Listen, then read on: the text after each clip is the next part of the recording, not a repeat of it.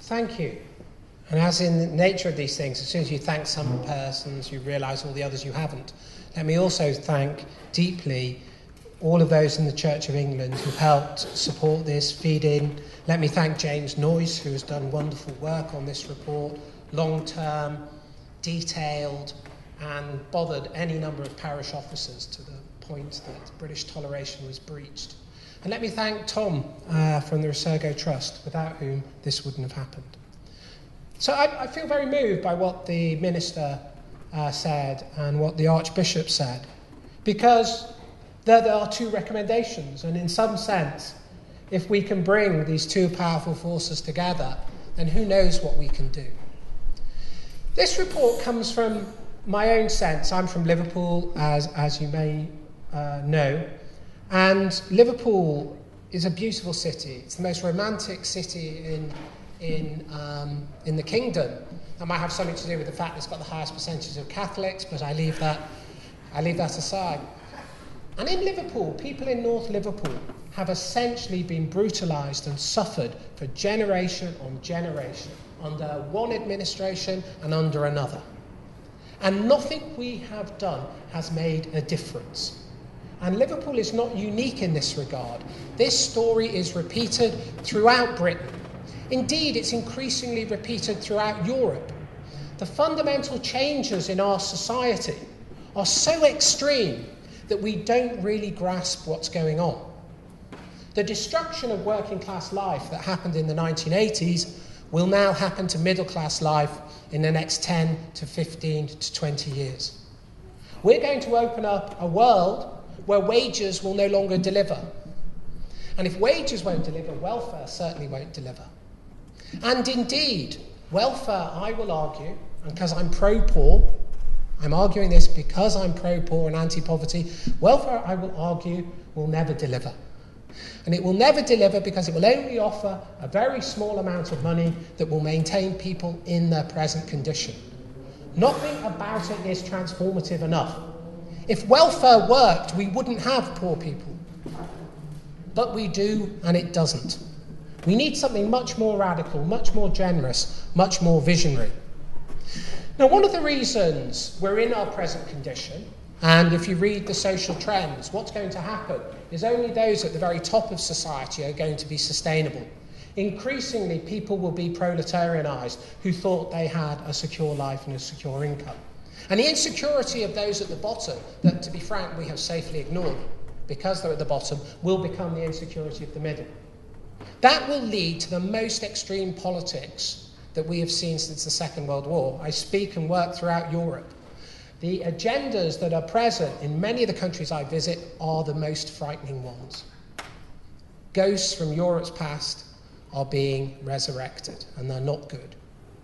If we're going to, in some sense, tackle this, what I want to suggest to you is we genuinely need to be critical. And I don't care whether you're left-wing or right-wing. I'm not speaking from a party political position. Indeed, I tried to bridge them, both of them, in some sense, as you know. There's something right about the left. What's right about the left? It genuinely wants to save the poor from their lot. I'm with them on that. But I want to suggest to you is the state can't do it. Why not? Because the way the state delivers services is it first of all centralises. It says it knows your need before you have it. And indeed, when it centralises, it also standardises and universalises. Forgive the alliteration and the poor use of verbs. What this means is the state believes that in order to be equal, we have to give the same thing to everybody, wherever they are, regardless of what they need. As such, this understanding of egalitarianism is one of the great drivers of modern inequality. Because if you don't give people what they need, if you give them what they don't need, what you produce is what we have now. Massive inequalities in health and life expectancy.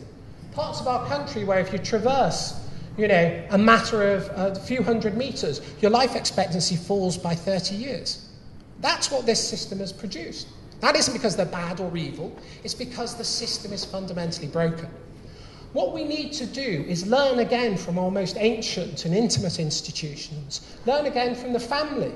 The family isn't a site of reactionary, bourgeois, power. That's a bad thing, apparently. The family is the site where we give people what they need according to where they are. And in some sense, we have to get the state to do something like that.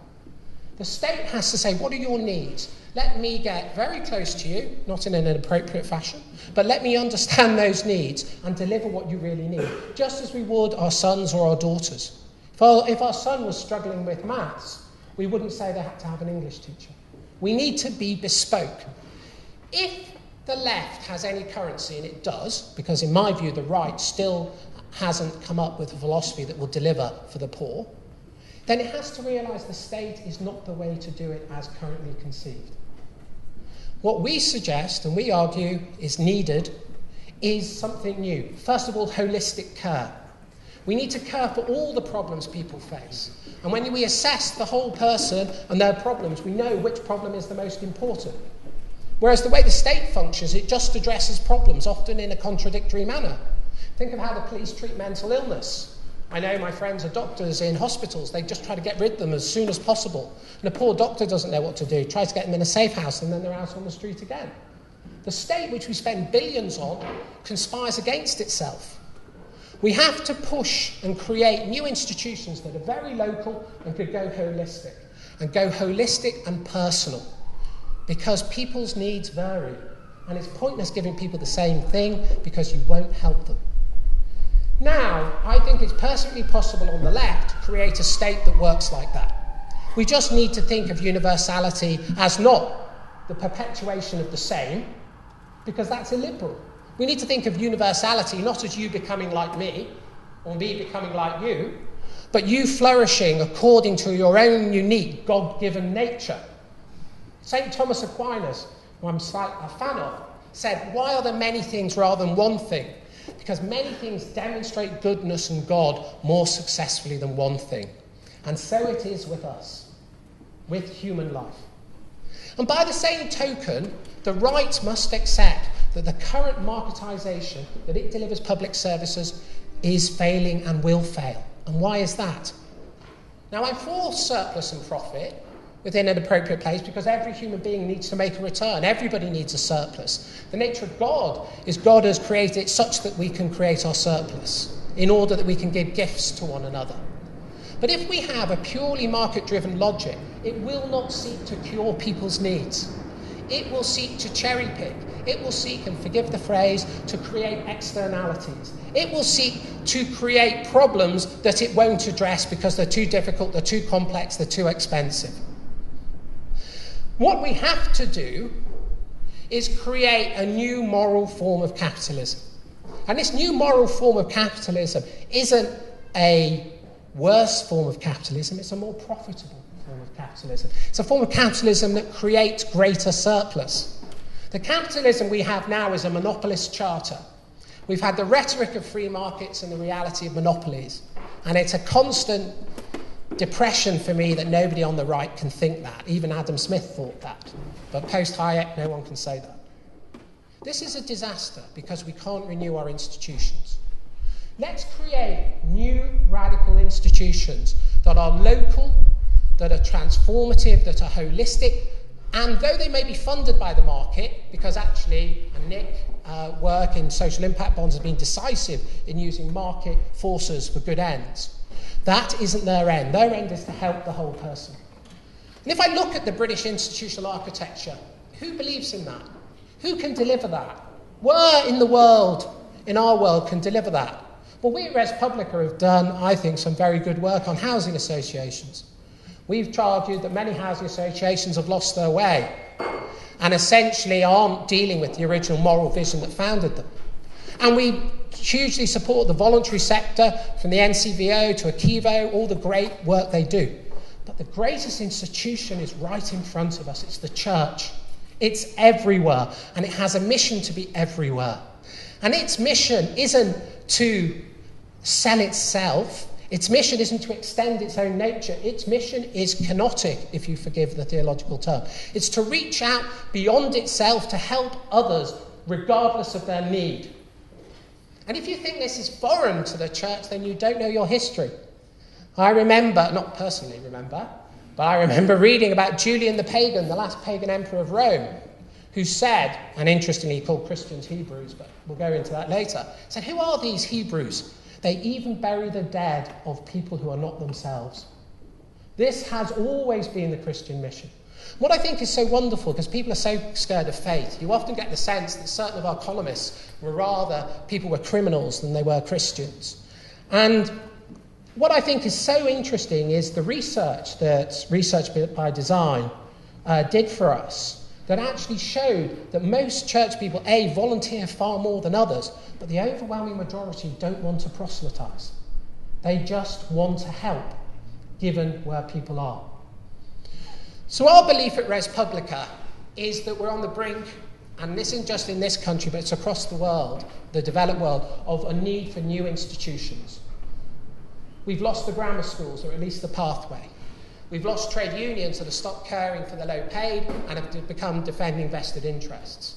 We've even lost successful regional businesses that offered out apprenticeships and pathway for skilled people.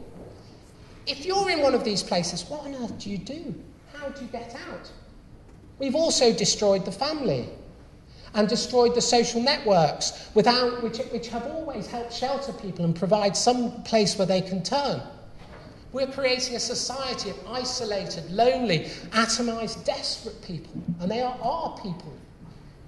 And the only way, in my view, that we can be equal to the task is talk about not a financial deficit, but a moral and an institutional deficit. And it's a moral deficit because we need to recover our vision, our hope, and the sense that things can be different. Everywhere I go where vested interest rules, where in a sense mediocrity and suffering predominate, people believe nothing can change.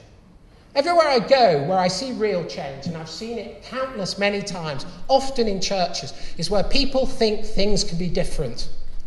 And a wonderful message about the church, from its inception to now, is the church has always believed things can be different. And the church has delivered on that throughout human history. And I think now, if I may say so, that we are at a crucial point. Unless we can come up with institutions that can transform people's lives, that can go to scale and offer something, we're not going to get our people through this.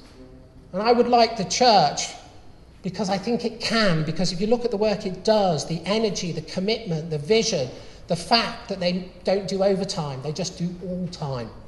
These are the people who can help save our communities and save our country. And I'd just like to thank the Archbishop for his visionary works on things like the churches can be the new banks. I do banking theory. He's right. They can. The only reason we don't have these sort of community banks is people don't trust each other enough to lend. There's lots of rich people in the country, but there's no trust platform that can guarantee them lending to their neighbours. The church could be that trust platform and unlock capital and credit for businesses and social enterprises. So I better conclude, otherwise I'll go on. The church, in my view, is a unique institution. And I think under the new primacy and with vision and hope, it can become the first 21st century institution. And if it becomes a 21st century institution, an enabling and transforming institution, even people who don't believe in God will love it. Because people might have lost faith in God, but they haven't lost faith in the good. And the good is what the church is about. And that, I think, is our crucial message and the hope of this report. So I'm utterly moved by the generosity of Nick Hurd, because all this needs is the Cabinet Office to say, well, look, we did it for SMEs, we've done it for mutuals, what can we do different for faith groups? So we say in the report it doesn't mean exclusively the Church of England. We want Catholics, we want Muslims, we want other faith groups, but people who, if I may say this in this room, people who give a damn. And that, I think, is a brokering role that the Church of England can perform. And the very fact that the minister was generous enough to say his door is open is proof that this work has already borne fruit. And the fact that the Archbishop has recognised the challenge and the scale of it is great good indeed. And I'm very grateful to all my colleagues and to all of you. Thank you.